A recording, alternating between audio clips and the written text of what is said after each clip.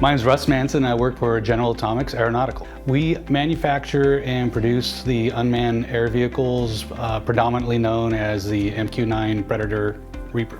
So we have a paint booth area comprised of 4 different facilities, and we were able to put temperature and humidity probes in there and collect the data real time and display that information back to our manufacturing engineers.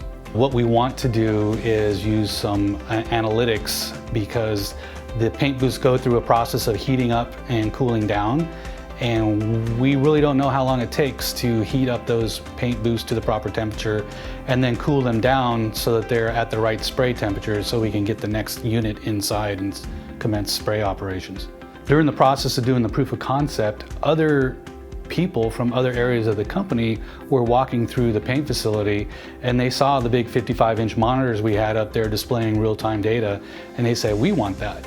So we now have about 5 other initiatives that are currently in play throughout the rest of the company. We do plan on connecting all of our machinery on the shop floor, autoclaves, thermal chambers, humidity, the pressure, temperature. We have a lot of data that is unseen, and we saw the PI system as the ability to go in and extract information to some of our connected machinery and analyze that information and make some future business decisions. We did look at many other systems, and everything turned back towards OSIsoft, and the ease of use, the power that we can put into our users' hands rather than being a programmer ourselves is really powerful. Also, their technical support.